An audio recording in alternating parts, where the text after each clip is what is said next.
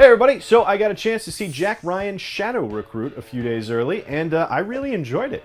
Shadow Recruit is of course the latest in the installment of Tom Clancy adventures that includes Hunt for Red October, Patriot Games, Clear and Present Danger, as well as Sum of All Fears. Shadow Recruit of course is an origin story. It's kind of a reboot where we get to see young Jack Ryan, getting his doctorate in economics over in England and joining the Marines, getting shot down in a helicopter in Afghanistan, and eventually joining the CIA. Chris Pine, who takes over the role from Alec Baldwin, Harrison Ford, and Ben Affleck, he does a pretty good job. He plays a really likable, kind of heroic everyman. He's got that regular guy who suddenly has to save the world thing down pretty well, and he does it without being whiny, which is great, because that's one of the things that always worked for Harrison Ford in the role. Keira Knightley is, she's there, and she's fine, I guess. 15% more personality coming out of Kevin Costner would have been really nice.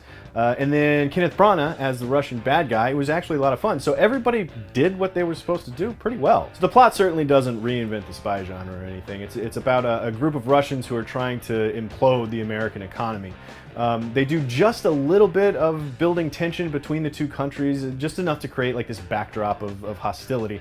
But really the big surprise of the movie was the action. I was very surprised to see the action in a Kenneth Branagh movie to be shot and cut this well. Like it was actually, there were really tense scenes. It was done incredibly well. And the score was great too. It actually worked really well with the action sequences to build that tension. Quick side note, if you're an action movie fan, you should also be a fan of action movie music. And in this one, Patrick Doyle, who's a composer who's worked with Kenneth Branagh for years, he did Thor, the first Thor movie. He did really great work on Rise of the Planet of the Apes.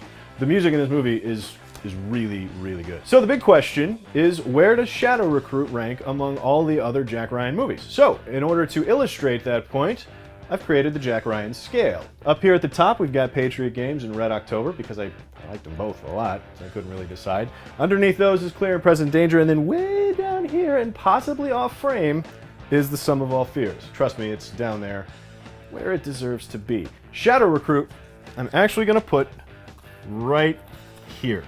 Slightly, very slightly above Clear and Present Danger. I don't think the plot was half as interesting as it was in Clear and Present Danger, but it just came down to the fact that I just had more fun watching it. So go check out Jack Ryan's Shadow Recruit. It opens this weekend. Let me know what you think of the Jack Ryan scale in the comments below. Come back next time for more movie news on Cinefix Now.